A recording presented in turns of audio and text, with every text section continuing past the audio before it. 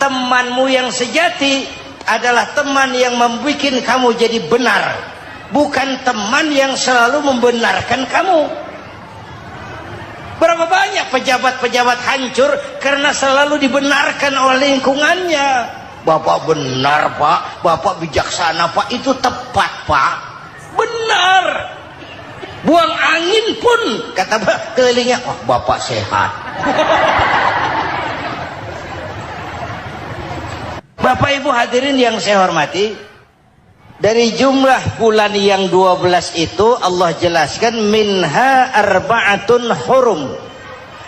Ada 4 bulan yang disebut bulan yang dihormati, bulan yang disucikan, bulan yang diharamkan. 4, 3 bergandengan, 1 agak terpisah. Yang bergandengan itu Rajab, Sya'ban, Ramadan. Yang agak terpisah itu Muharram. Ini 4 bulan yang dihormati disebut Ashhurul Hurum. Saudara-saudara, Muharram ini salah satu dari 4 bulan yang istimewa. Kenapa? Banyak peristiwa besar yang terjadi di bulan Muharram. Hampir semua nabi dan rasul berkaitan dengan Muharram ini. Hampir semua nabi dan rasul. Kita akan kutip beberapa saja dalam konteks kekinian. Pertama, Allah menerima taubatnya Nabi Adam pada hari ke-10 bulan Muharram. Adam itu bapak moyang kita. Dosanya 1, makan buah khuldi, dikeluarkan dari surga. Kita dosanya banyak, kepengen masuk, nggak nyambung. Hai Adam, dari tidak ada kamu saya adakan. Saya perintahkan tinggal di surga. Merasa sepi sendirian, saya ciptakan Siti Hawa supaya kamu tenang. Kamu boleh nikmati semuanya. Ini boleh, itu boleh, ini boleh, itu boleh. Makan, makanlah yang kau mau. Minum, minumlah yang kau suka. Pakai, pakailah yang kau senang. Satu yang saya minta, jangan dekati pohon khuldi. Itu kau tidak sanggup, keluar. Diusir dari surga. Sujud Nabi Adam. Kata riwayat 40 tahun sujud membaca Rabbana zalamna anfusana wa illam taghfir lana wa tarhamna lanakunanna minal. Itu namanya istighfarnya Nabi Adam.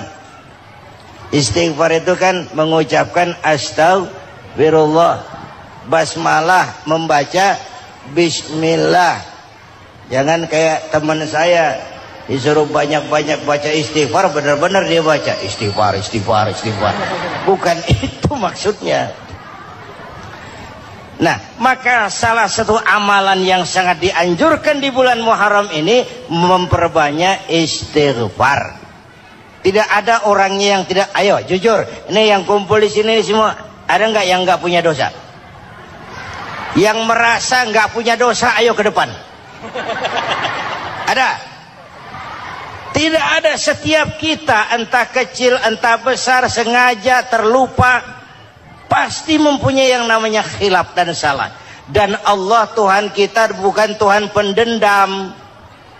Allah Tuhan kita Tuhan yang ramah dan rahmah. Manusia, dosamu banyak, tapi ampunanku lebih banyak. Salahmu besar, rahmatku jauh lebih besar. Kau sujud di hadapanku, aku bangga melihatnya. Kau menangis di hadapanku, aku senyum melihatmu. Kau berjalan menujuku, aku berlari menyambutmu. Karena itu amalan yang sangat dianjurkan di bulan Muharram ini memperbanyak istighfar. Itu kalau istighfarnya Nabi Adam. Ada istighfarnya Nabi Yunus. Ibu kenal Nabi Yunus? Di mana kenalannya? So tahu.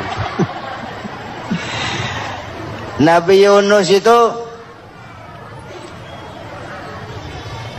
ketika berdakwah kepada kaumnya yang bandel, memberikan peringatan mau beriman akan turun azab. Kapan Yunus? Akan. Kenapa mesti akan? Sekarang aja kalau mau saya tungguin. Kurang ajar betul ini umat. Akhirnya Nabi Nuh menghindar dengan perhitungan kalau azab tidak turun saya sudah jauh, meragukan janji Tuhan. Lalu naik kapal, dinaiki oleh Yunus, kapal mogok. Dicari siapa biang keroknya ini, diundi ternyata Yunus. Sampai 3 kali diundi. Dibuanglah Yunus ke dasar laut, ditelan oleh ikan nun atas perintah Allah. Telan itu Yunus, jangan pakai dikunyah, rusak urusan. Telan saja, simpan di perutmu. Dibawa oleh ikan nun ke dasar lautan. Itu yang oleh Quran dikatakan bertemulah 3 macam kegelapan. Zulumatun salas, gelapnya tengah malam, gelapnya di dasar laut, gelapnya di dalam perut ikan. Itu namanya peteng, mbahnya gelap. Di perut ikan itulah Nabi Nuh sadar akan kesalahannya. Allah meragukan janji Allah. Ia sujud di dalam perut ikan itu, membaca la ilaha illa anta subhanaka inni kuntu. Itu istighfarnya Nabi Yunus. Dibacakan istighfar begitu, ikan sakit perut pak. Di dasar laut kemana mau cari apotik? Dia naik ke permukaan, memuntahkan isi perutnya. Nabi Yunus keluar dengan selamat. Itu pun terjadi pada hari ke-10 bulan Muharram. Istighfar intinya itu. Itu amalan utama bulan Muharram, memperbanyak istighfar. Allah selamatkan Nabi Nuh dari bahtera banjir yang luar biasa 10 Muharram. Allah selamatkan Nabi Ibrahim dari pembakaran Raja Namrus 10 Muharram. Setelah Nabi Ibrahim itu menghancurkan berhala-berhala, Abrahat pulang mau ibadah, lihat Tuhannya berantakan, marah besar. Siapa yang menghancurkan Tuhan-Tuhan kita ini? Ada yang lapor, kami lihat Ibrahim. Tangkap. Belum ada bukti, tangkap dulu yang penting, bukti belakangan. Tangkap. Wah, dikerahkanlah aparat, tangkap Nabi Ibrahim. Disidang langsung oleh Abrahat, oleh Namrus maksud saya. Ibrahim, kau yang menghancurkan berhala-berhala kami ini, Tuhan-Tuhan kami. Siapa bilang? Ada yang lapor. Saya dengar enggak semua berhala itu hancur. Ada yang paling besar, angkat tangan, saya lihat ada kampak di tangannya. Barangkali yang besar itu iseng tuh, yang kecil-kecil dikampakin. Tanya aja sama dia, kamu gila? Kenapa? Masa kami disuruh nanya berhala? Nggak bisa jawab. Kenapa disembah? Lebih gila mana? Tahu nggak bisa jawab kenapa disembah? Kurang ajar kamu Ibrahim. Bakar. Dibakar. Ketika Ibrahim dilempar ke kobaran api yang menggunung, Allah perintah api, ya naru kuni bardan wa salaman ala Ibrahim. Hai api, dinginlah sampean. Api Madura waktu itu pak.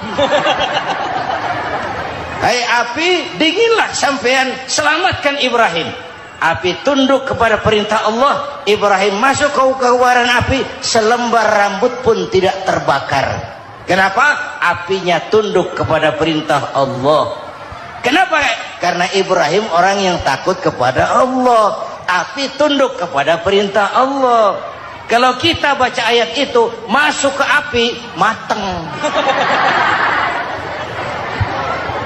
Sudah hadirin yang saya muliakan, oleh karena itu selamatnya Ibrahim dari pembakaran Raja Namrud itu pun pada 10 Muharram, Yaumul Asyura, hari ke-10 dari bulan Muharram.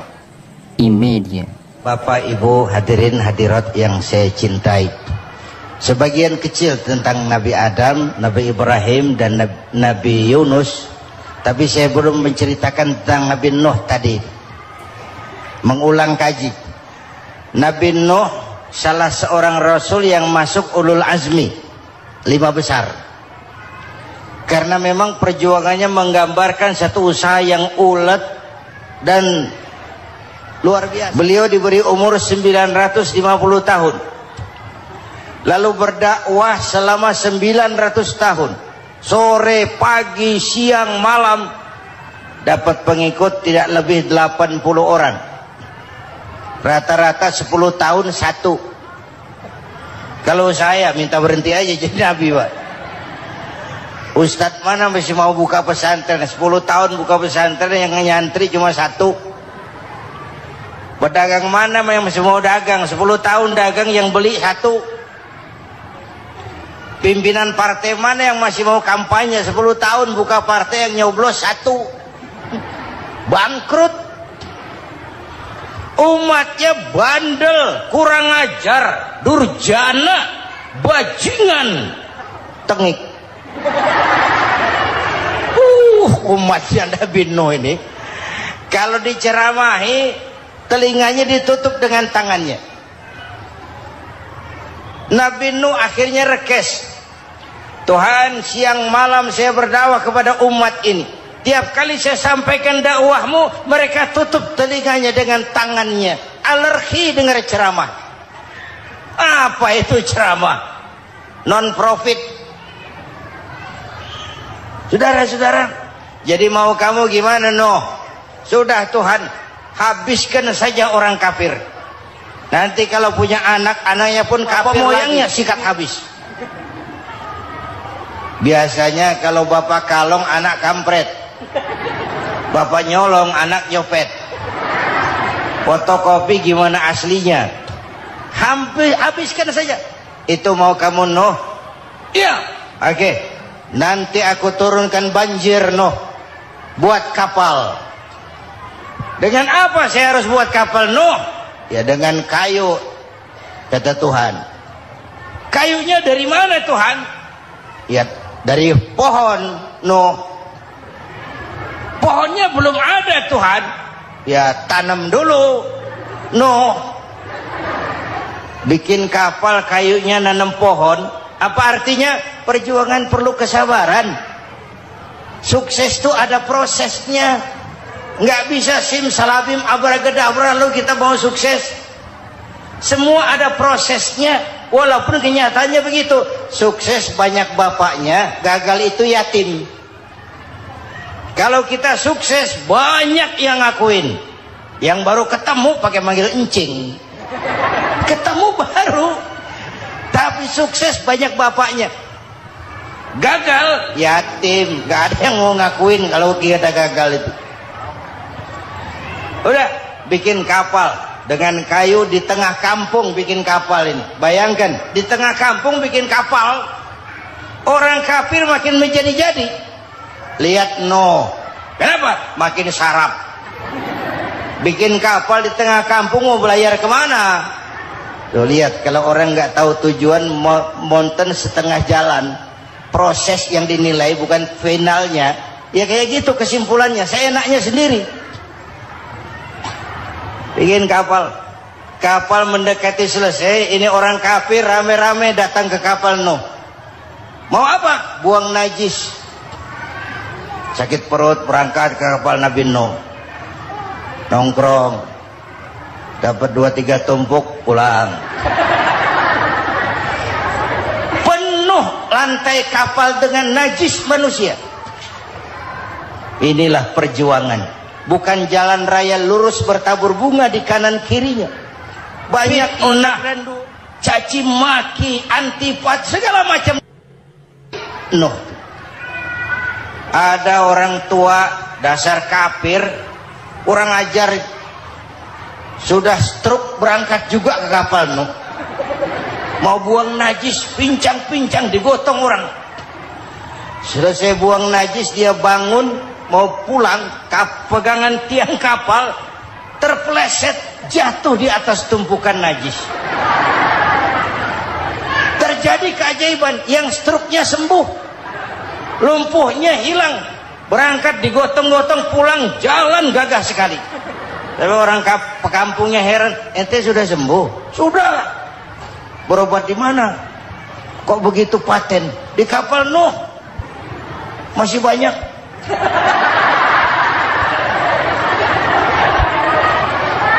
Yang berasa perlu obat bawa rantang. ambil bersih lagi geladak kapal itu. Sudah selesai? No, selesai. Oke, kau orang yang beriman bersamamu, binatang serba sepasang, naik Nabi Nuh, naik orang beriman sepasang. Ini cikal bakal penyelamatan manusia, Pak.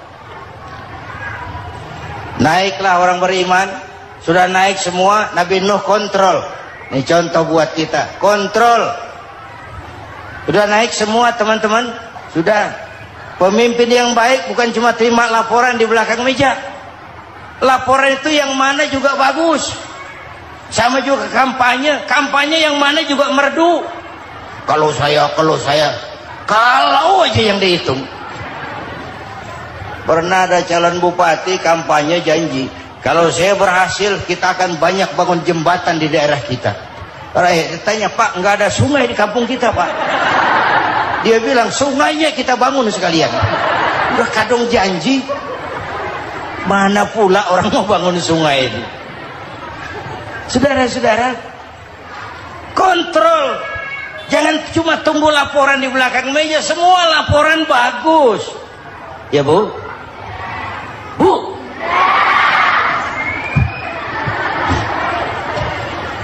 Nabi Nuh kontrol. Sudah naik semua? Sudah, Nuh. Pulan bin Pulan naik Nuh. Paimin bin Tukijo naik. Kami lihat naik. Ada orang Jawa juga, Kiai. Ada. Sudah kontrol. Kanan anak saya ikut nggak naik kapal? Kami tidak lihat itu, Nuh. Kanan. Ini potret. Bapaknya aktif ke masjid, ibunya rajin ke majelis taklim, anaknya keleleran kemana-mana. Bukan di sini, di Prancis. Udah di sini insya Allah sama.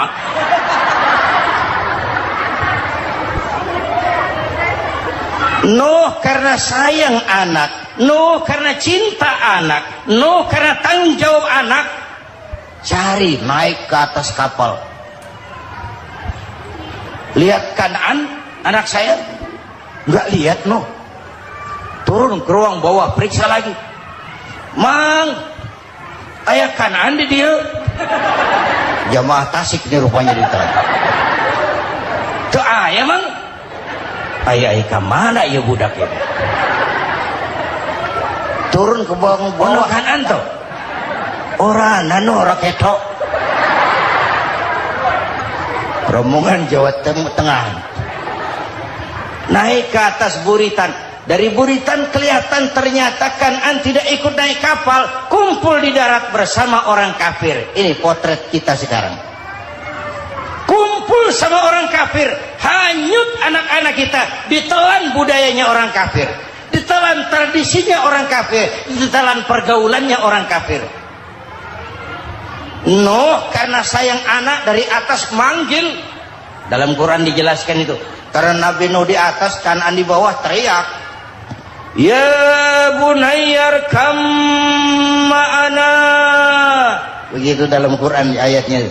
Coba ini pakai gaya memanggil supaya kelihatan ke gambar, kira-kira Nuh manggilnya begitu. Ini namanya gaya dakwah, Pak. Kalau ceritanya datar nggak menarik. Maka Nuh memanggil Kanaan, ya bunayyar kam ma'ana. Kata yang dengar, ini gaya orang manggil, ya bunayyar kam ma'ana. Kanaan, kesini nak, naik kapal sama papi. Kan di bawah itu, nggak mau papi, John di sini saja. Kata Nuh, jangan nak, Allah sedang murka, akan turun banjir. Kalau datang banjir, papi, sa'awi ila jabalin ya'simuni minal ma'. Saya akan naik ke gunung tinggi yang bisa menyelamatkan saya dari banjir. Kanaan naik ke gunung, gunung dihantam banjir, Kanaan mati. Sampai sekarang. Yang kelima, Nabi Musa, kisah Muharramnya ini. Lahir dalam kondisi yang sulit. Karena Fir'aun mimpi akan lahir seorang anak dari keturunan Bani Israel yang akan menghancurkan kerajaannya. Kata Fir'aun, sudah lahir belum anaknya? Belum. Kalau gitu mulai malam ini laki-laki dilarang bergaul sama istrinya. Semua perempuan hamil di bawah pengawasan negara. Mulai hari ini kalau lahir anak laki-laki turut nama Bani Israel, penggal. Satpol PP disiapkan. Udah ada kayaknya. Ada. Patroli. Bayangkan, nah Fir'aun itu bikin undang-undang seenaknya sendiri. Apalagi merasa kekuasaannya dalam ancaman. Penguasa manapun kalau merasa dalam ancaman, panik. Padahal kekuasaan itu kayak harimau. Makin lama ditaiki, makin sulit turun. Kenapa? Karena macannya makin lapar. Naik terus capek, turun dimakan harimau. Serba sulit. Saudara-saudara, kalau kita mau belajar dari Pak Harto, saya melihat kekurangan Pak Harto cuma satu, terlambat berhenti.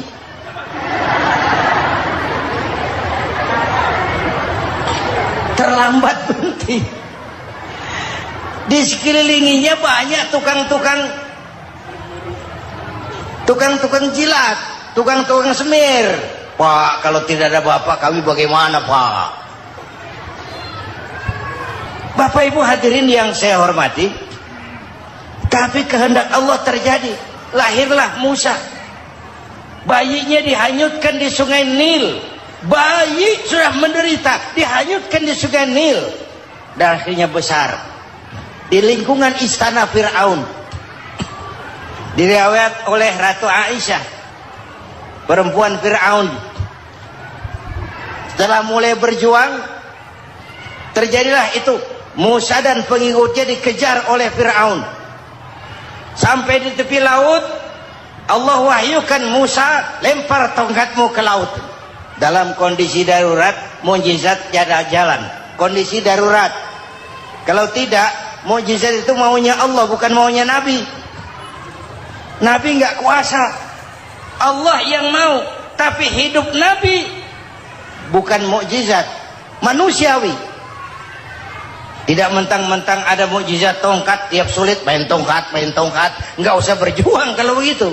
Itu darurat menyelamatkan umat. Tongkat dilempar ke laut, laut terbelah. Laut terbelah. Itu secara visualnya bisa kita lihat dalam film The Ten Commandments. Udah nonton belum? Urusan nonton kalah sama Ustadz bagaimana sih? Ten Commandments, 10 firman Tuhan. Tekniknya bagus loh. Bagaimana laut terbelah.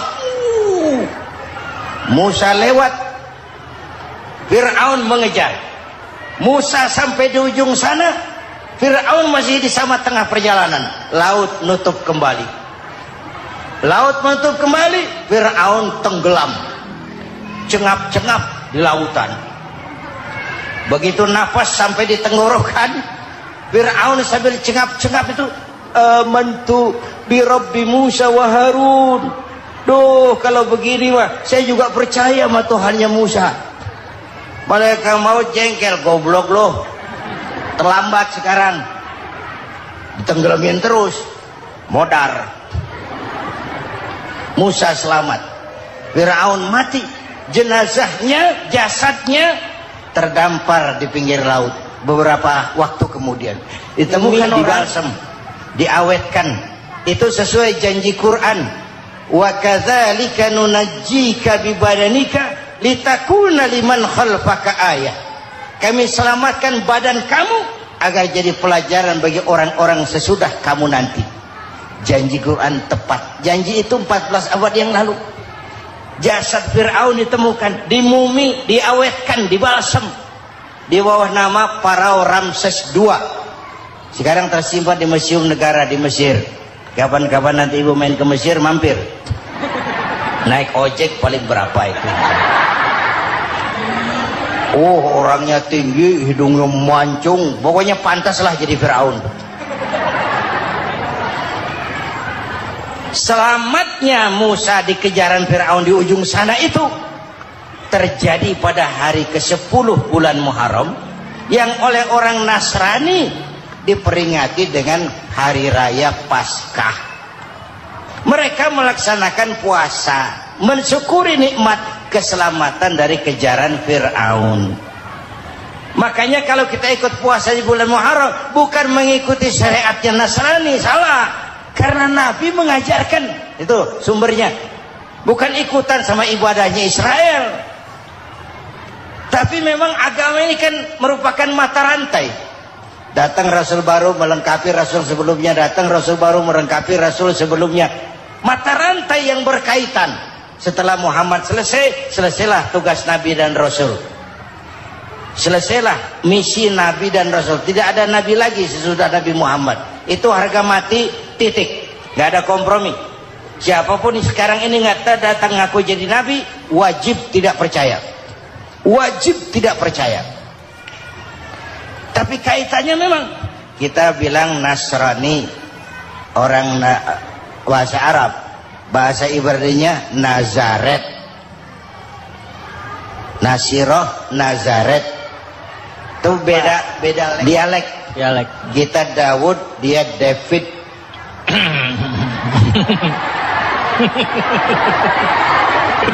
Ibrani. Kita Ali, dia Alek. Kita Sulaiman, dia Solomon. Kita Camat, dia Comot. ini yang ngomong ini comot sembarang. Ini dia. Bapak dan Ibu jamaah yang saya cintai, pertanyaan pertama, hijrah qalbiyah. Ada hijrah badaniyah, hijrah fisik yang dilakukan Nabi dan sahabat dari Mekah ke Madinah. Itu hijrah badaniyah. Ada hijrah qalbiyah, hijrah hati. Dan ini yang kita perlukan sekarang. Karena refleksinya akan membias kepada alur kehidupan. Kalau hati kita mau berhijrah, fisik akan ngikuti. Hijrah dari tempat, dari malas ibadah menjadi rajin ibadah. Hijrah dari maksiat kepada yang ma'ruf, dari berpecah belah menjadi bersatu. Hijrah seperti itu yang sangat kita perlukan. Apalagi masyarakat ini paternalistik. Kita harus hijrah mental sekarang ini. Maka yang disampaikan tadi benar. Seorang ketua MK siap mengundurkan diri kalau terbukti anak buahnya terlibat suap. Itu walaupun siap, tapi sudah angin segar buat rakyat. Bahwa masih ada banyak insya Allah pejabat kita yang punya harga diri. Walaupun ada juga pejabat kita yang muka tembok, kulit badak, kuping kebo. Muka tembok, kulit badak, kuping kebo. Biasanya kalau kereta api tabrakan di negara-negara maju, Menteri Perhubungannya mundur. Di kita petugas palang pintu dipecat. Jauh sekali Menteri sama petugas palang pintu. Benar diadili yang krocok-krocok, kopral-kopral itu. Padahal hadisnya jelas, ar-rashi wal murtashi finnar. Yang nyuap dan yang nerima suap dua-duanya neraka. Kasus potret belakangan ini, yang nerima suap, yang diuber, yang nyuap aman, yang nyuap aman,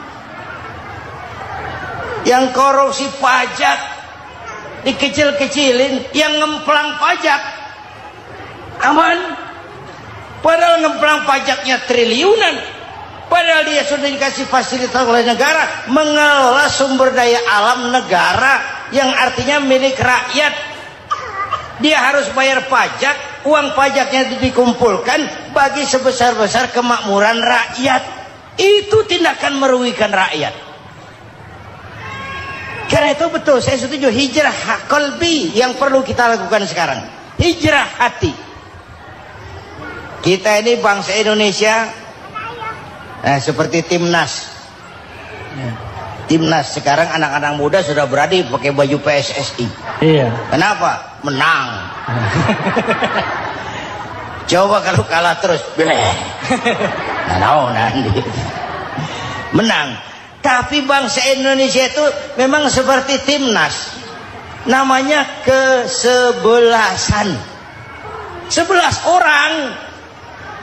Walaupun ada pemain bintang ya ada presiden, gubernur, menteri, itu bintang-bintang.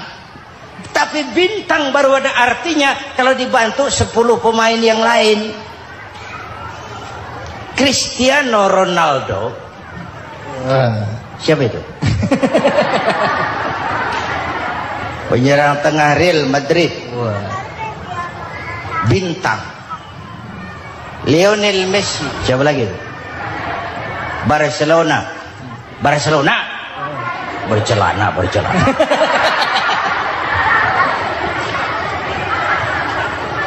Michael Rooney, bintang Manchester United. Ronaldo baru bintang, Messi baru bintang kalau ada 10 pemain yang lain. Bagaimanapun hebatnya Cristiano Ronaldo, kalau sendirian lawan satu kesebelasan, babak belur. Itulah kita, bangsa Indonesia. Kita satu kesebelasan, harus saling memperkuat. Ada bangsa kita ini yang jadi jaksa, ada yang jadi hakim, ada yang jadi polisi. Itu posisi penyerang tengah, kiri luar, kanan dalam, back, striker, kiper, posisi. Tapi sadar kita satu kesebelasan, Bung. Jangan bikin gol ke gawang sendiri. Kalau punya bola bagus, operan dong sama temannya.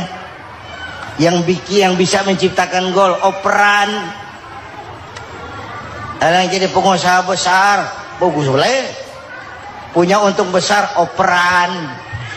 Kasih masjid, kasih pesantren, operan. Ini kesebelasan kita kalau punya bola, pelitnya setengah mati, Pak. Nggak mau ngoper. Bawa sendiri, mending bikin gol. Enggak. Kita ini satu kesebelasan. Satu sama lain harus saling memperkuat. Bahwa ada penyerang tengah, itu si posisi. Tapi kalau memang peluang memungkinkan, ayo dong operan. Saya iri sama kesebelasan Nasrani di Indonesia. Mereka kalau punya bola, operannya cakep. Gereja cepat selesai, rumah sakit Kristen cepat selesai. Kenapa? Operannya bagus. Kita ini kalau punya bola bawa sendiri, nggak mau ngoper. Maka masjid nggak selesai-selesai. Madrasah banyak yang bocor. Rumah sakit Islam kalah bersaing. Kenapa? Operannya berat. Yuk menyadari kita ini timnas, satu kesebelasan. Jangan menjegal kawan seiring, kawan sendiri dijegal.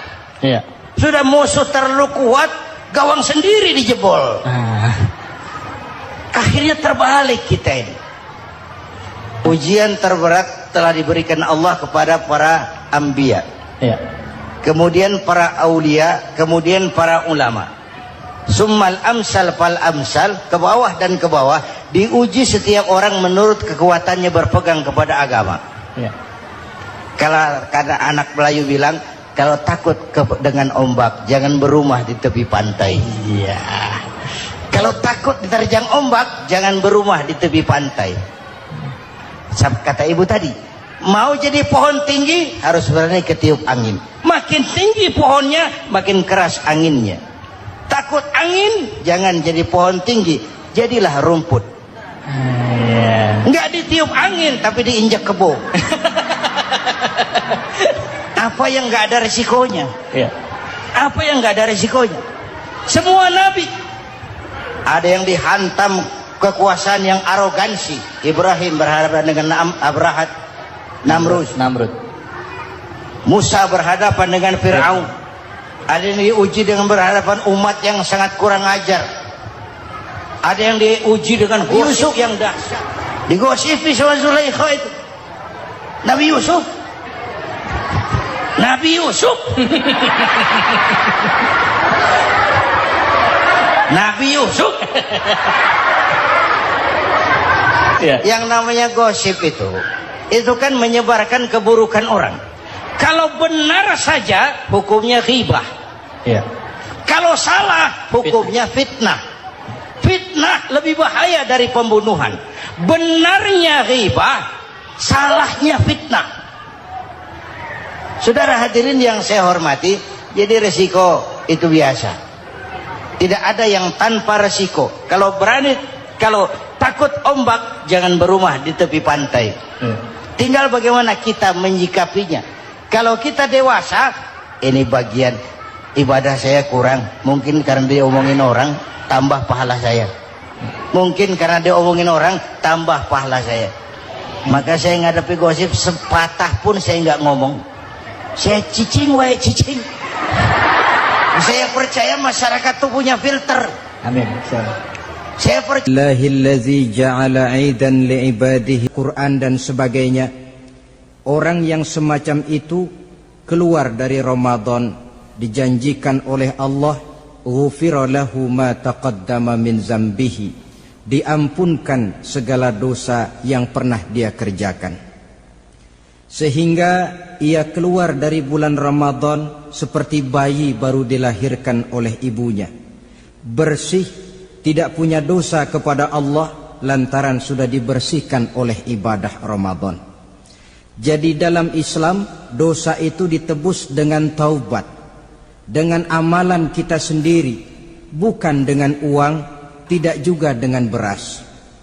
Saya percaya kalau dosa bisa ditebus dengan beras misalnya, barangkali Menteri Pertanian akan lebih dulu masuk surga. Kalau dosa bisa ditebus dengan uang, mungkin Gubernur Bank Sentral atau para Menteri Keuangan akan menjadi penghuni surga nomor wahid. Dalam Islam, dosa ditebus dengan taubat kepada Allah. Orang yang melaksanakan ibadah dengan baik di bulan Ramadan, keluar Ramadan, masuk 1 Syawal seperti bayi baru dilahirkan oleh ibunya. Pantas dia mengucapkan minal aidin, semoga kami termasuk orang yang kembali kepada fitrah, suci, bersih. Dia rayakan hari itu, hari di mana dia kembali kepada kesucian. Itulah hakikat daripada Idul Fitri. Dengan kata lain, Idul Fitri ini tidak bisa dilepaskan kaitannya dengan ibadah Ramadan. Hanya oleh karena kita melaksanakan ibadah Ramadan, maka kita rayakan Idul Fitri. Dengan bahasa yang lebih langsung, sebenarnya yang berhak merayakan Idul Fitri mereka yang mengisi Ramadan dengan kegiatan ibadah. Saudara-saudara kaum muslimin yang berbahagia, lalu bagaimana prosesnya? Yang pertama, manakala datang senja akhir Ramadan, wajiblah kita mengeluarkan zakat fitrah. Sebab Rasulullah sallallahu alaihi wasallam bersabda, "Saumul 'abdi mu'allakun ma baina as-sama'i wal ardi hatta yu'addiya shadaqatal fitri." Sesungguhnya puasa seorang hamba bergantung antara langit dan bumi, yakni belum diterima oleh Allah sampai dia mengeluarkan zakat fitrahnya. Memang boleh mengeluarkan zakat fitrah itu sejak awal Ramadan. Itu waktu yang dibolehkan. Jadi saudara tidak mau sibuk, begitu 2 hari puasa lalu bayar zakat fitrah. Boleh, tetapi waktu yang wajib sejak terbenam matahari akhir Ramadan. Waktu yang terbaik untuk membayar zakat fitrah selesai sholat subuh sebelum orang berangkat melaksanakan sholat Idul Fitri. Waktu yang makruh setelah orang selesai sholat Idul Fitri lalu baru bayar zakat fitrah, makruh di situ. Sedangkan waktu yang haram apabila matahari terbenam pada hari raya tanggal 1 Syawal baru mau bayar zakat fitrah, sudah haram hukumnya. Jadi diawali dengan membayar zakat fitrah, dan ini merupakan realisasi daripada latihan puasa, cinta kepada fakir miskin. Orang bilang kan bulan Ramadan itu katanya bulan latihan. Kata orang Jawa, month of training, bulan latihan. Apa sih perlunya latihan? Kalau PSSI masuk latihan, tentu keluar latihan mainannya makin bagus. Elias Pikal masuk latihan, keluar latihan gaya tinjunya makin hebat. Itu perlunya latihan. Kalau latihan tiap hari tapi main kalah terus, orang kan bilang buat apa latihan kalau main kalah terus. Kita muslimin selama Ramadan sebulan penuh masuk latihan. Latihan sabar, latihan jujur, latihan disiplin, latihan sederhana, latihan mengendalikan nafsu. Berhasil atau tidaknya latihan itu kelihatan dalam gaya hidup kita sesudah keluar Ramadan. Kalau tidak, Ramadan sabar, habis Ramadan habis sabarnya. Ramadan rajin ke masjid, selesai Ramadan selesai ke masjidnya. Ramadan rajin baca Quran, selesai Ramadan selesai rajinnya. Itu pertanda latihan tidak berhasil. Maka salah satu latihan ini kita buktikan kecintaan kita kepada fakir miskin dengan kewajiban membayar zakat dan zakat fitrah. Ya Allah, sudah saya rasakan bagaimana tidak enaknya lapar dan haus. Sudah saya rasakan bagaimana tidak enaknya penderitaan orang-orang fakir dan miskin yang tiap hari kelaparan dan kehausan. Sebagai pertanda, ya Allah, saya keluarkan zakat fitrah ini untuk orang-orang fakir dan miskin. Itu kita keluarkan pada saat matahari akhir Ramadan terbenam. Masuk malam pertama bulan Syawal, malam takbiran kalau istilah di kampung kita ini. Allah Subhanahu wa taala dalam Al-Qur'an menjelaskan, walitukmilul iddata, hendaklah engkau sempurnakan jumlah bilangan hari puasamu, berpuasa sebulan penuh, 30 hari atau lebih sering 29. Bila sudah sempurna hari puasa itu, walitukabbirullah, hendaklah engkau agungkan Allah, hendaklah engkau bertakbir. Oleh karena itu disunahkan menghidupkan malam 1 Syawal, malam hari raya Idul Fitri itu dengan memperbanyak takbir. Sejak matahari terbenam selesai sholat maghrib, kita kumandangkanlah kalimat takbir itu dari rumah ke rumah, dari surau ke surau, dari masjid ke masjid, dari kampung ke kampung, pertanda rasa syukur kita yang tiada terhingga kehadirat Allah Subhanahu wa taala, Tuhan yang Maha Esa dan Maha Kuasa. Entah kenapa, bila matahari akhir Ramadan terbenam, datang malam 1 Syawal, berubah perasaan kita. Sedih menjadi gembira, sukar menjadi mudah, hati yang tadinya digenangi air kebencian berubah menjadi hati yang penuh dengan cinta kasih kepada sesama. Kumandang takbir bagi orang-orang yang hidup tinggal di rantau, mengingatkan dia kepada kampung halamannya. Terkenang dia sungai tempat dia mandi, lapangan tempat dia bermain. Oi kampuang nan jauh di mato, katanya. Sehingga orang-orang yang tinggal di tanah rantau diusahakannya benar supaya bisa berlebaran pulang mudik, katanya, nak berkumpul dengan sanak keluarganya supaya lebih mudah bersilaturahmi sambil mengenang masa-masa lalu di kampung halaman. Jadi setelah zakat fitrah kita tunaikan, sambutlah malam Idul Fitri itu dengan memperbanyak takbir. Ini disunahkan. Menghidupkan malam lebaran dengan memperbanyak takbir, bukan memperbanyak bakar petasan. Itu kan pekerjaan mubazir, dan mubazir itu jelas perbuatan setan. Ada yang bilang katanya bakar petasan itu nambah syiar. Syiar macam mana datang dari petasan? Sebagian lagi berjaga-jaga juga, tapi bukan dengan memperbanyak takbir. Bergadang-gadang di pinggir jalan, ngebut dengan kendaraan aneka warna. Tidak itu yang diajarkan agama. Berkumpul kita di surau, berkumpul kita di masjid, paling kurang berkumpul di rumah dengan keluarga. Ramai-ramailah kita bertakbir, memanjatkan puji dan syukur kepada Allah. Ya Allah, kalau tidak lantaran petunjukmu, sulit rasanya melaksanakan perjuangan yang berat sebulan penuh ini. Melatih diri, membina takwa, mengharap ridha. Dengan lapar melilit perut, dengan haus mencekik kerongkongan. Bersyukur kami kepadamu ya Allah. Dan sebagai pertanda kami kumandangkan kalimat takbir, memuji keagungan dan kebesaranmu. Allahu Akbar, Allahu Akbar, Allahu Akbar, walillahil hamd. Saudara-saudara kaum muslimin rahimakumullah, di dalam satu hadis dari Ubadah bin Samit diriwayatkan oleh Imam Tabrani, bersabda Rasulullah sallallahu alaihi wasallam, "Man ahya lailatal fitri lam yamut qalbuhu yauma tamutul qulubi." Barang siapa yang menghidupkan malam Idul Fitri, maka hatinya itu tidak akan pernah mati pada saat hati-hati orang lain menjadi mati.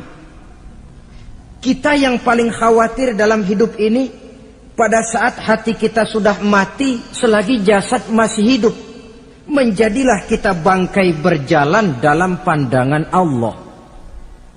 Badan hidup tapi hati mati, bangkai berjalan dalam pandangan Allah. Jadi ini hakikat merayakan Idul Fitri. Puasa Ramadan sebulan penuh, malamnya ibadah, menunaikan zakat fitrah, lalu malamnya menghidupkan malam dengan takbiran. Yang terjadi kan kita lihat adat yang dibesarkan, ibadat ditinggal. Puasa tidak, tarawih apalagi. Lebaran kurang seminggu sudah lebih sibuk dia daripada yang puasa. Ke pasar kayaknya pasar mau dibeli semua. Rumah pun dicat, dikapur, baju diperbarui. Itu kan kulit. Memang lebih bagus kalau kulitnya baik, isinya pun baik. Tapi yang lebih penting daripada sekedar kulit adalah isi. Hakikat merayakan Idul Fitri kembali kepada kesucian. Kita bersih, tidak punya dosa kepada Allah. Itu kita rayakan. Dengan apa? Nah, oleh seorang ulama, Al-Imam Zakiyuddin Abdul Azim bin Abdul Quwa Al-Munziri, diberikan contoh bagaimana Rasulullah sallallahu alaihi wasallam itu merayakan Idul Fitri.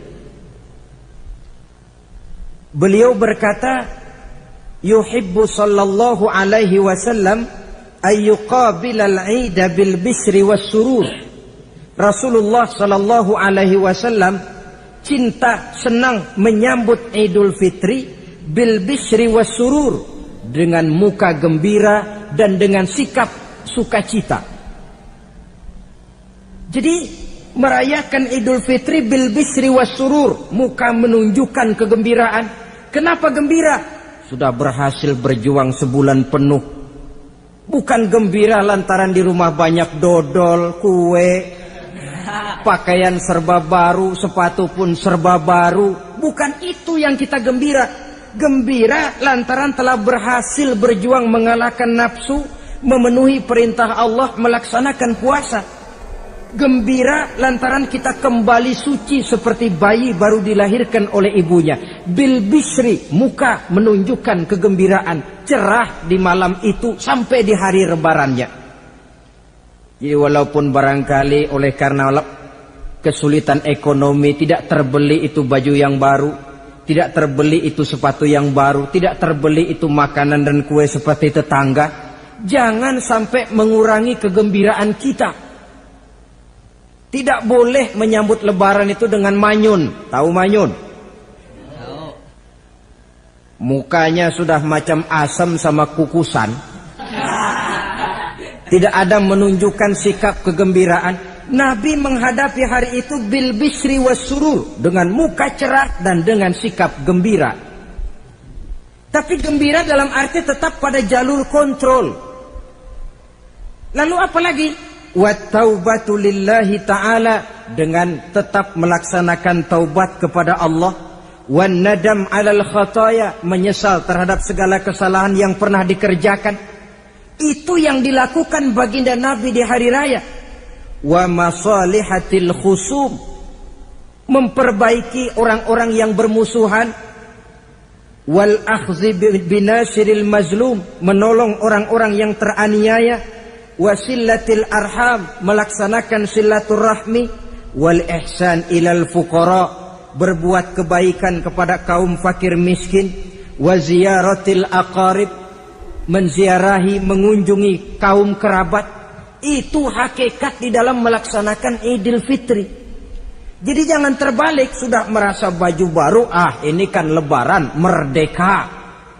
Kalau kemarin Ramadan kita dikekang, tidak boleh begini, tidak boleh begitu, sekarang sudah keluar Ramadan, merdeka. Lalu dirayakannya Idul Fitri dengan bermabuk-mabukan, dengan judi, dengan perbuatan zina. Itu sama saja dengan baju baru habis dicuci sudah diceburin lagi ke dalam comberan. Ini kan ibarat baju masuk Ramadan dicuci sebersih-bersihnya, keluar Ramadan masuk Lebaran tetaplah berusaha menjaga kebersihan itu. Kalau ditinggalkan Ramadan merasa merdeka, melemparkan lagi diri ke lembah dosa, sama saja baju yang sudah putih bersih ditriska bagus-bagus, tapi lalu dilemparkan lagi ke dalam comberan. Na'udzubillah min zalik. Saudara-saudara kaum muslimin yang berbahagia, jadi setelah zakat fitrah kita bayar, hidupkan malam Idul Fitri itu dengan mengumandangkan kalimat takbir.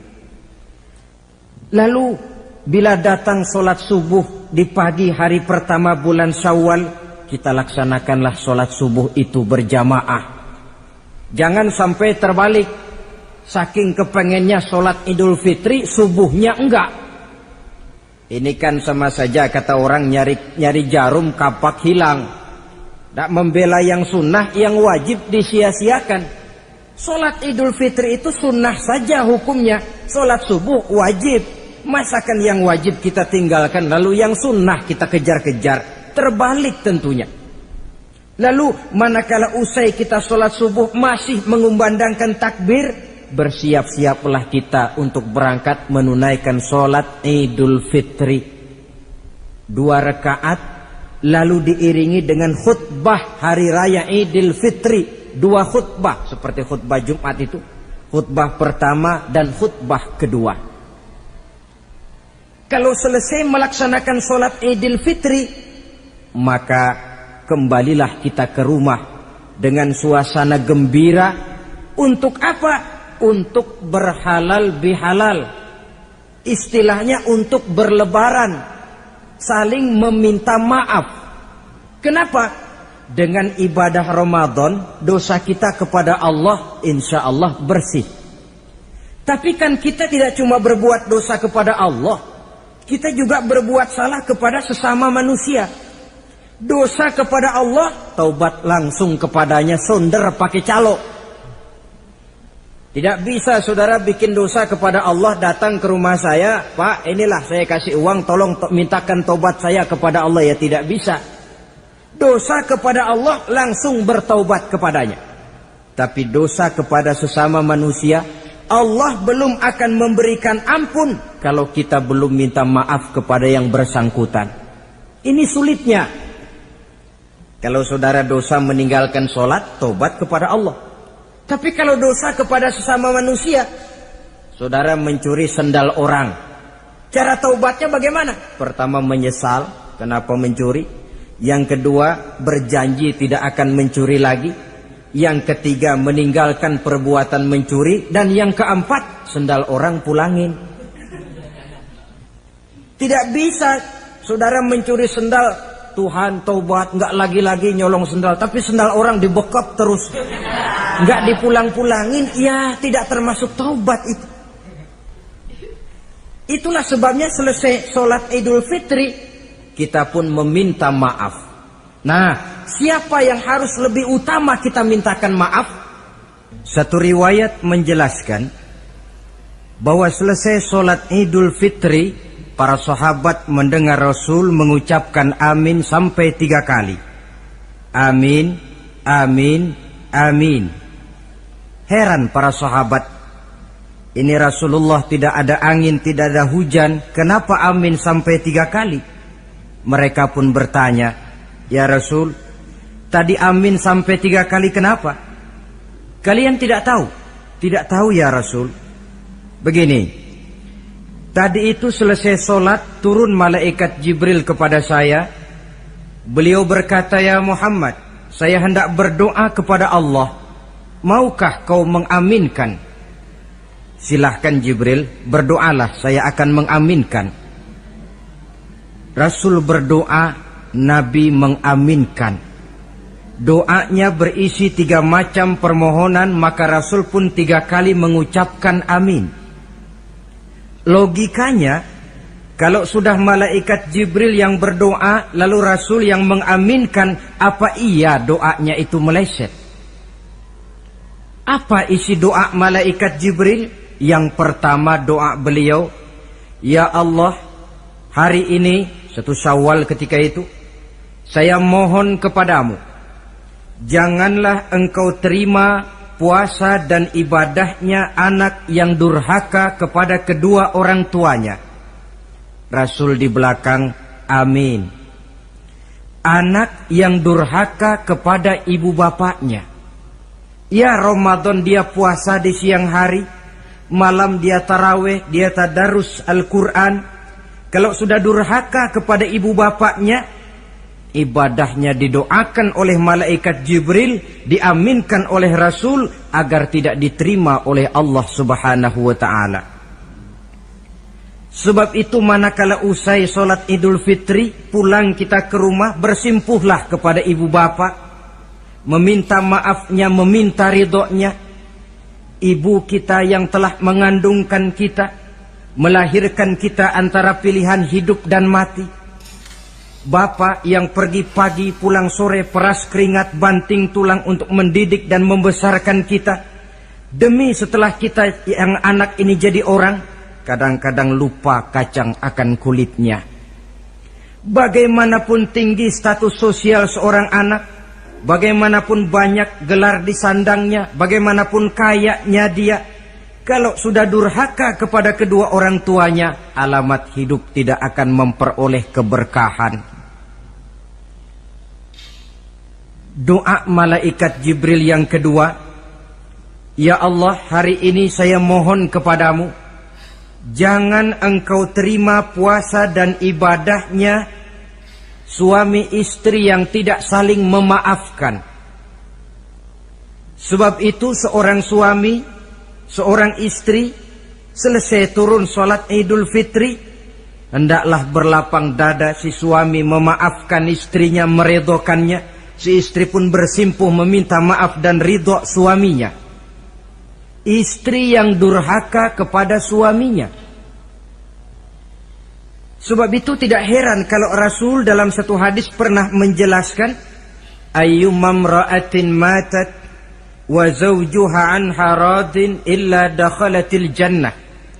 Kalau ada seorang perempuan meninggal dunia, suaminya ridho kepadanya, itu perempuan akan masuk surga. Ini artinya, kalau seorang perempuan meninggal, suaminya tidak ridho kepadanya, biar dia tukang sholat, biar dia ahli puasa, biar dia hadir di majelis taklim manapun, meninggal tidak diridhoi suaminya, pintu surga belum dibukakan sampai suaminya ridho kepadanya. Riwayat lain menjelaskan bahwa sepulang Isra dan Mi'raj, Rasul bercerita kepada para sahabat, saya dalam perjalanan Mi'raj itu diperlihatkan neraka. Neraka ya Rasul? Iya. Lalu bagaimana? Saya lihat isinya kok kebanyakan perempuan. Perempuan? Laki bagaimana ya Rasul? Laki juga tidak sedikit. Kenapa lebih banyak perempuan ya Rasul? Apa mereka tidak sholat? Sholat. Tidak puasa barangkali? Mereka rajin puasa. Tidak suka mengaji barangkali? Mungkin lebih rajin dia dari suaminya. Lalu apa penyakitnya ya Rasul? Beliau menjawab, hunna yakfurnal asir. Penyakit perempuan itu dimanapun, tidak pandai bersyukur, kurang rasa terima kasih kepada suaminya. Suaminya yang bertahun-tahun pergi pagi pulang sore, peras keringat banting tulang untuk menghidupi keluarga, sekali saja terselip berbuat salah, hilang jasanya yang bertahun-tahun itu. Cuma salahnya saja yang diingat. Ibarat kata pepatah, panas setahun, habis dibalas oleh hujan satu hari. Habis dibalas oleh hujan satu hari. Malaikat Jibril yang ketiga, ya Allah, hari ini saya mohon kepadamu, janganlah engkau terima puasa dan ibadahnya muslim yang tidak mau memaafkan sesama saudaranya muslim. Tugas kita adalah meminta maaf, tetapi memberi maaf lebih mulia, karena memang memberi maaf lebih sulit daripada meminta maaf. Oleh sebab itu momen hari raya Idul Fitri intinya adalah halal bihalal. Bukan lalu merasa merdeka sudah ditinggalkan oleh Ramadan, berbuat sesuka hati, yang laksana baju sudah dibersihkan tapi dibenamkan kembali ke dalam lumpur. Yang kita inginkan agar bersih hubungan kita dengan Allah dan baik juga hubungan kita kepada sesama manusia. Hadis yang kedua, pada suatu hari ketika kumpul dengan para sahabat, Rasul bertanya, "Atadruna manil muflis?" Saudara-saudara, tahu enggak siapa orang bangkrut, orang sial, orang yang tidak beruntung itu siapa? Pertanyaan yang menarik. Jawaban sahabat macam-macam. Ada yang bilang, al-muflisu fina man la dirham lahu wala mata'. Ya Rasul, menurut pendapat kami, orang yang bangkrut, orang yang sial, yang tidak punya duit dan tidak punya harta. Itu jawab sahabat, dan begitu jawab banyak orang sekarang. Siapa yang banyak uang, raja dia. Yang tidak punya uang, bangkrut dia. Sampai-sampai pepatah orang Arab bilang, innad darahima fil amakini kulliha taksur rijala mahabatan wa jalala. Uang itu di mana-mana katanya bikin hebat orang yang memilikinya. Coba lihat orang yang tidak punya uang dengan yang punya uang, jangan gaya hidupnya, gaya jalannya saja lain. Coba orang kerja itu hari Kamis sama hari Sabtu lain jalannya. Hari Kamis loyo, lesu, manyun. Tapi kalau sudah hari Sabtu gagah bukan main. Kenapa? Ada uang di kantongnya. Wahia lisanun liman arada fasahatan. Uang adalah lidah yang paling fasih untuk bicara. Bicara lidah macet, coba uang yang bicara talk chair. Wahia silahun liman arada qitalan. Uang juga senjata paling ampuh bagi orang yang mau maju ke medan perang. Tapi apa benar begitu? Rasul menjawab, innal muflisa min ummati. Orang yang bangkrut dari golongan umatku. Umatku, bukan orang lain. Bukan mereka yang tidak punya uang, kata Rasul. Bukan mereka yang tidak banyak hartanya. Orang yang bangkrut dari golongan umatku, mayyati yaumal qiyamah bisolatin wa siyamin wa zakatin. Orang yang di hari kiamat nanti datang menghadap Allah dengan membawa pahala solat. Sebab waktu di dunia dia tukang solat. Menghadap Allah dia setor, ya Allah ini pahala solat saya. Solat wajibnya, solat sunnah rawatib nawafilnya. Wasiyamin, pahala puasa juga dia bawa setor kepada Allah. Baik puasa wajib Ramadan, puasa sunnah Senin Kemis, puasa sunnah 6 hari di bulan Syawal. Wa zakatin, pahala zakatnya juga dia bawa menghadap Allah di satu pihak. Cuma sayang kata Allah, wa ya'ti qad syatama haza, dia juga datang membawa dosa karena pernah mencaci maki orang. Wa qazafa haza, pernah memfitnah orang. Wa akala mala haza, pernah memakan harta orang dengan cara yang batil. Wa syafaka dama haza, mengalirkan darah orang tanpa alasan yang benar. Di satu pihak datang membawa pahala ibadah, di lain pihak datang menyandang dosa kepada manusia. Kalau ini yang terjadi, bagaimana nasib kita? Kata baginda Rasul, maka diambillah dosa orang yang pernah kita fitnah. Untuk apa? Diberikan kita. Sudah enak-enak, ya Allah ini pahala solat saya. Tahu-tahu datang orang, sebentar ya Allah, orang ini waktu di dunia memang ahli solat, tapi saya tanpa salah pernah difitnah. Sakit hati saya, hancur nama baik saya lantaran ulahnya. Saya menuntut keadilan. Benar, orang ini pernah kau fitnah? Benar ya Allah. Kalau begitu pahala solatmu sini, kasihin orang yang kau fitnah. Habis pahala solat, datang lagi orang menagih, ya Allah, dia memang waktu di dunia ahli bayar zakat, tapi juga dia sering makan harta orang dengan cara yang batil. Benar? Benar ya Allah. Sini, pahala zakatmu berikan kepada orang yang hartanya kau makan dengan cara yang batil. Fa in faniyat hasanatuhu qabla ayyuqda ma alaihi, kalau pahala kebaikannya sudah habis untuk nutup hutang dosa, sementara tagihan datang terus, ukhiza min khotoyahum, maka diambillah dosa orang-orang yang pernah kita fitnah, kita caci maki, kita zolimi, untuk diberikan kepada kita. Apa enggak bangkrut ini? Sudah pahala dipretelin, dosa dikasih lagi. Ibarat orang dagang, modal habis, tagihan utang datang terus. Apa pasalnya ini? Dia cuma baik kepada Allah, solatnya betul, puasanya bagus, zakat dia bayar, tapi kepada sesama manusia dia tukang fitnah, tukang mencaci maki, ahli makan harta orang dengan cara yang batil. Bangkrut nasibnya di akhirat nanti. Maka keliru kalau momen Idul Fitri itu dimanfaatkan untuk sesuatu yang merusak arti kesucian, merusak arti fitrah. Mari kita dengarkan hadis dari Wahab bin Munabbah.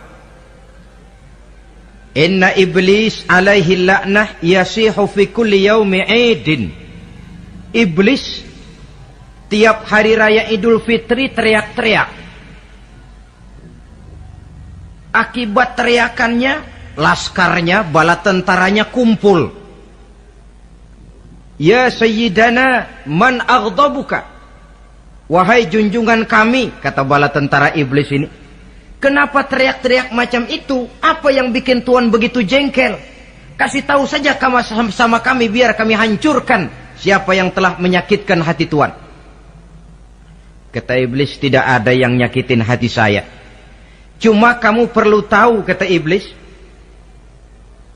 innallaha qad ghafara li hazihil ummah fi hadzal yaum. Hari ini, hari Idul Fitri, Allah telah mengampunkan dosa umat yang berpuasa. Itu yang nyakitin hati saya. Setengah mati saya menggoda mereka, supaya mereka mabuk, supaya mereka zina, supaya mereka judi, supaya mereka merusak. Mereka puasa di bulan Ramadan, hari ini Allah ampunkan dosa mereka. Apa enggak sakit hati saya? Lalu apa tugas kami Tuhan? Kata tentara iblis ini, fa'alaikum an tusghiluhum bil lazat wa syahawat wa syurbil khamr. Kata iblis, kasih komando dia, begini saja, kau rusak mereka, umat Islam yang dosanya hari ini diampuni, kau rusak mereka bil lazat, dengan segala macam kelezatan, wasyahawat dengan memperturutkan hawa nafsu, wasyurbil khamr dengan meminum minuman yang memabukkan di hari raya Idul Fitri ini. Jadi kalau mereka datang bermaaf-maafan, Allah sudah mengampuni dosa mereka. Tolong kau rusak suasana itu. Tanamkan kepada mereka supaya menikmati hari ini dengan segala macam kelezatan, memperturutkan hawa nafsunya, meminum minuman keras, hanyut di meja judi, sehingga melupakan arti hakikat Idul Fitri yang sebenarnya.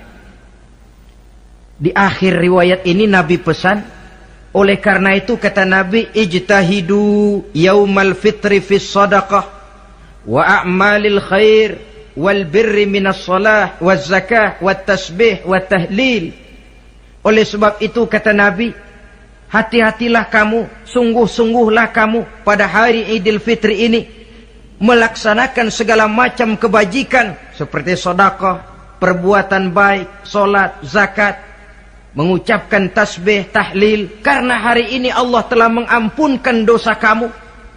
Jadi jangan dinodai hari yang bersih itu dengan perbuatan-perbuatan yang tercela. Inilah kelirunya kalau adat lebih dibesarkan daripada ibadat.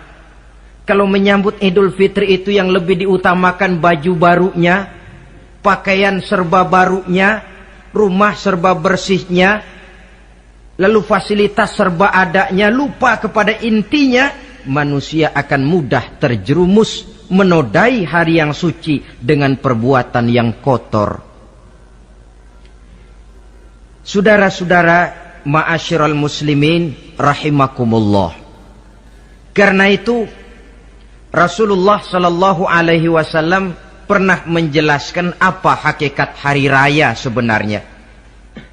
Beliau berkata, lil mu'mini khamsatu a'yad. Orang beriman mempunyai 5 hari raya. Yang kita tahu kan gampangnya Idul Fitri, Idul Adha, kan itu.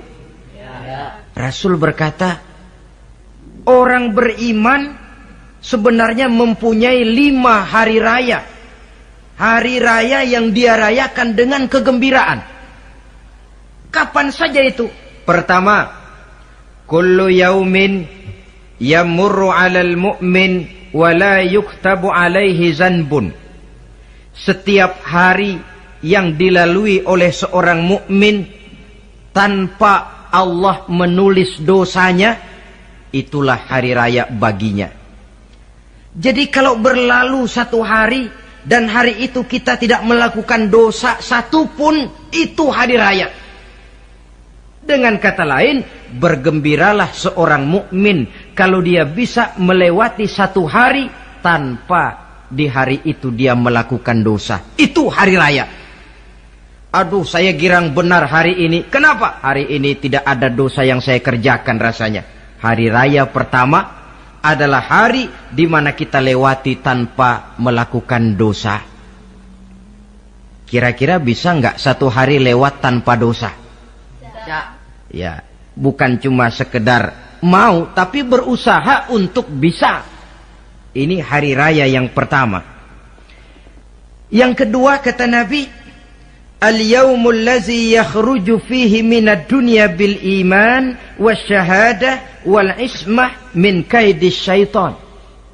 Hari di mana dia keluar meninggalkan dunia ini, kembali kepada Allah bil iman, dengan membawa iman, wasyahadah, mengucapkan 2 kalimat syahadat, wal ismah min kaidis syaitan, dan selamat dari tipu daya setan.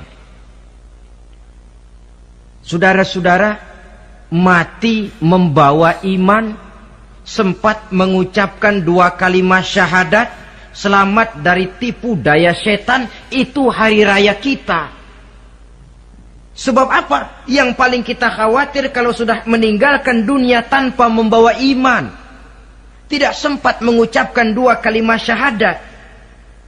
Nah, supaya kita mati bisa mengucapkan 2 kalimat syahadat, caranya bagaimana? Ya tergantung latihan dan kebiasaan. Orang kepengen kaya mesti latihan kaya. Orang kepengen bisa nyanyi mesti latihan nyanyi.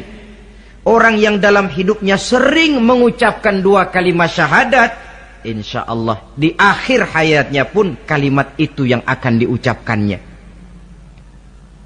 Makanya kalau Allah pesan, la tamutunna illa wa antum muslimun, jangan kamu mati kecuali dalam Islam. Bagaimana supaya kita mati dalam Islam? Hidup ini pun biasakan dalam Islam. Hanya mereka yang membiasakan hidup secara Islam, insya Allah bisa mati dalam lingkungan Islam. Ini hari raya yang kedua. Yang ketiga, al-yaumul lazi yujawizu fihi sirat wa ya'manu min ahwalil qiyamah. Hari di mana dia lewat di atas sirat dan aman dari huru-hara hari kiamat. Lewat di atas sirat dengan selamat. Itu hari raya yang membawa kegembiraan. Yang keempat, al-yaumul lazi yadkhulu fihil jannah wa ya'manu minal jahim. Hari di mana dia masuk ke dalam surga dan aman dari siksaan neraka. Hari raya terakhir, al-yaumul lazi yanzuru fihi ila rabbih. Hari di mana dia bertemu dengan Allah Tuhannya. Itu hari raya terbesar. Masuk surga itu enak, tapi bertemu Allah jauh lebih enak. Sama saja kita masuk istana negara itu nikmat, tapi bertemu presiden jauh lebih nikmat. Mungkin begitu masuk istana negara kita heran, kagum melihat lukisan, melihat dekorasi, tapi begitu bertemu dengan kepala negara, lupa kita dengan indahnya bangunan istana negara. Mungkin ketika masuk surga kita kagum, begitu luar biasa kenikmatannya. Ketika bertemu dengan Allah, hilang kenikmatan surga, tertutup oleh nikmatnya bertemu Allah. Ma'asyiral muslimin rahimakumullah. Nah, lalu ada satu tradisi di negara kita ini yang disebut acara halal bihalal. Di Arab ini tidak ada. Dan memang halal bihalal itu bahasa Arab yang di Arab sendiri tidak terpakai. Halalun bihalalin artinya saling halal menghalalkan. Maksudnya saling maaf memaafkan. Kemarin saudara tanpa salah saya pukul, haram. Kesempatan ini tolong dihalalkan, artinya tolong dimaafkan. Karena kita bertemu seorang-seorang sulit, datang dari rumah ke rumah pun memakan waktu. Biasanya pun orang mengadakan acara kumpul, entah itu organisasi, entah itu kantor, entah itu keluarga besar, kumpul dalam satu acara yang lazimnya mereka sebut dengan halal bihalal. Rangkaiannya tidak terpisahkan dari puasa Ramadan, Idul Fitri, dan halal bihalal. Artinya, karena kita melaksanakan puasa di bulan Ramadan, maka kita rayakan Idul Fitri. Di dalam merayakan Idul Fitri, kita laksanakan acara halal bihalal. Tidak terpisahkan. Tapi rupanya halal bihalal ini sudah jadi milik nasional. Ya kita ikut bersyukur menjadi milik nasional. Tetapi yang paling merasakan nikmatnya tentu mereka yang mengikuti prosesnya sejak semula. Pelaksanaan ibadah puasa, melaksanakan zakat fitrah, menunaikan sholat Idul Fitri, sampai kepada berhalal bihalal. Kemudian satu hadis lagi, Rasulullah sallallahu alaihi wasallam bersabda, isnani la yanzurullahu ilaihima yaumal qiyamah. Ada dua golongan manusia yang di hari akhirat nanti tidak akan dipandang oleh Allah, tidak akan diopeni oleh Allah. Siapa mereka? Pertama qati'ur rahim, yang kedua jarus su'i. Orang yang memutuskan silaturahmi dan tetangga yang jahat dengan tetangganya. Sebagai uraian penutup, saya ingin mengajak kita semua untuk merenungi firman Allah dalam surah Al-A'la ayat 14 sampai dengan ayat 17. Qad aflaha man tazakka wa dzakara isma rabbih fasalla bal tu'thiruna al-hayata ad-dunya wal akhiratu khairu wa abqa. Qad aflaha man tazakka. Sungguh telah beruntunglah orang-orang yang membersihkan dirinya. Ada yang mentafsirkan sungguh beruntung orang-orang yang telah menunaikan zakatnya. Sebab apa? Diri, jiwa ini kan bukan milik kita, milik Allah. Kita ini cuma hak pakai. Seperti saudara ini baju saya, saudara punya hak pakai. Kalau waktu saya ambil baju itu kotor, tentu marah saya sebagai pemiliknya. Tetapi ketika saya ambil baju itu memang bersih, terpelihara dengan baik, senang hati saya. Qad aflaha man tazakka. Sungguh telah beruntung orang-orang yang membersihkan jiwanya. Dia puasa di bulan Ramadan, malamnya dia tarawih, zakat fitrah pun dia bayar. Wa dzakara isma rabbih. Lalu dia menyebut nama Tuhannya dengan mengumandangkan takbir, bersahut-sahutan di malam hari raya Idul Fitri itu. Fasalla, lalu dia laksanakan solat Idul Fitri. Lalu apa? Bal tu'sirunal hayatad dunya. Tapi mengapa kamu lebih memilih gemerlapnya dunia?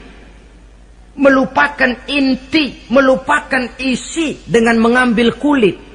Merayakan Idul Fitri dengan lupa diri, lupa daratan, bermabuk-mabukan, tenggelam di meja judi, hanyut di lembah zina.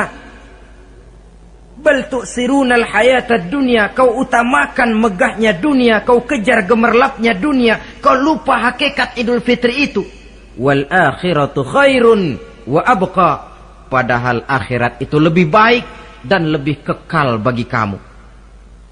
Dunia yang segala kemampuan yang ada kita kerahkan untuk mengejarnya merupakan kenikmatan yang kalau ketimbang kenikmatan akhirat, berapalah lamanya. Umur orang sekarang paling panjang 80 tahun. Jarang yang sampai 100. Jadi kalau Nabi mengatakan ad-dunya sijnul mu'min wa jannatul kafir, dunia adalah penjara bagi orang mukmin dan surga bagi orang kafir, itu betul. Yang salah kadang-kadang hadis ini digunakan sebagai senjata untuk menghantam orang Islam menjadi lemah. Dunia penjara bagi orang mukmin. Apanya yang dipenjara? Nafsunya. Dalam kehidupan di dunia ini seorang mukmin tidak bebas memperturutkan hawa nafsunya, dipenjara nafsunya. Wa jannatul kafir, tapi dunia ini surga bagi orang kafir. Tidak lagi merupakan penjara, dia bebas memperturutkan hawa nafsunya. Dilarang tidak terlarang, dicegah pun tidak tercegah. Kalau habislah dunia, habislah sudah surganya sampai di situ. Bila datang ajal, selesailah sudah kesenangannya sampai di situ. Saudara-saudara ma'asyiral muslimin rahimakumullah. Oleh karena itu, janganlah di dalam merayakan Idul Fitri ini kita mengutamakan kulit dengan melepaskan isinya.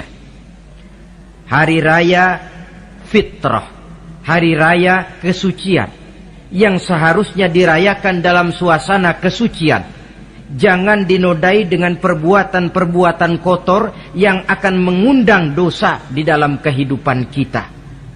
Sehingga 1 bulan latihan di dalam Ramadan ini mewarnai kehidupan kita 11 bulan berikutnya. Tanda bahwa latihan berhasil. Keluar Ramadan, gaya hidup kita makin baik. Ada kesinambungan. Jangan cuma Ramadan bisa sabar, selesai Ramadan selesai sabarnya. Ramadan rajin ke masjid, selesai Ramadan selesai rajinnya. Ramadan cinta kepada yatim piatu dan fakir miskin, selesai Ramadan malah kejam kepada yatim dan orang-orang miskin. Latihan tidak akan membawa hasil seperti yang diharapkan. Puncaknya tercapailah tujuan daripada pelaksanaan ibadah puasa, la'allakum tattaqun, agar dengan pelaksanaan ibadah puasa kamu menjadi manusia yang bertakwa kepada Allah. Bukankah di sini harga dan nilai daripada manusia? Jadi puasa dengan kemampuan mengendalikan diri, dengan kesederhanaan, dengan disiplin, dengan cinta kepada fakir miskin, seluruhnya bertujuan membentuk manusia yang bertakwa. Dan saya yakin bukan suatu kebetulan kalau di dalam GBHN, garis besar haluan negara kita, dirumuskan bahwa tujuan pendidikan di Indonesia membentuk manusia yang bertakwa kepada Tuhan Yang Maha Esa. Saya yakin itu bukan kebetulan. Saya percaya itu bukan hasil lamunan karena yang duduk di DPR, MPR orang bonafid semua. Tujuan pendidikan, apapun nama pendidikan itu, harus mengarahkan, membawa manusia Indonesia menjadi orang yang bertakwa kepada Tuhan. Dan dalam artian kita, takwa itu tidak lain kemampuan melaksanakan segala yang diperintah Allah dan kesanggupan menjauhi segala yang dilarangnya. Ma'asyiral muslimin rahimakumullah. Karena itu saya ingat benar, orang-orang tua kita itu betul. Kalau dia berlebaran, dia bawa anaknya yang kecil-kecil itu ke rumah keluarga, sanak familinya, diperkenalkan. Ini bibimu, yang itu pamanmu, sebelah sana tuh kakekmu. Apa yang kita ingat di waktu kecil akan tertanam sampai kita besar. Istilahnya tidak kehilangan obor. Tahu keluarga, kenal sanak famili. Yang terjadi zaman sekarang, kadang-kadang ipar dengan ipar berkelahi, keponakan dengan keponakan main hantam. Kenapa? Hilang obor, tidak ada yang memberikan penyuluhan bahwa dia masih keluargamu. Apa latar belakangnya? Kurangnya silaturahmi. Apalagi remaja sekarang kalau diajak pergi berlebaran kuno keragunan saja ngelihat uak. Ya tidak ada salahnya toh, rekreasi persilakan. Keragunan kah, ke Taman Mini kah, ke Taman Impian Jaya Ancol kah. Tetapi silaturahmi ini utamakan. Kunjungi keluarga, kunjungi sanak famili, handai tolan. Sebab apabila silaturahmi ini sudah retak, pada akhirnya kita kehilangan obor. Manakala sudah kehilangan obor, boleh jadi kita tidak akan saling mengenal satu dengan lainnya. Bukankah adat hidup katanya tolong menolong? Bila kita merupakan satu keluarga besar, mungkin ada kelemahan di bidang pendidikan, yang lain maju di bidang ekonomi, saling membantu sehingga terwujud di mana yang satu menunjang kemajuan bagi yang lainnya. Saudara-saudara, inilah pembicaraan kita pada pertemuan kita kali ini. Dengan harapan tentunya mudah-mudahan kita benar-benar masuk dalam kelompok minal aidina wal faizin wa kullu amin wa antum bi khair. Termasuk orang yang kembali suci kepada fitrah, beruntung dan amalan ibadah kita diterima oleh Allah Subhanahu wa taala. Sekian dan demikian, terima kasih atas segala perhatian, mohon maaf atas segala kekurangan. Usikum wa nafsi bitaqwallah. Wassalamualaikum warahmatullahi wabarakatuh. Waalaikumsalam warahmatullahi wabarakatuh.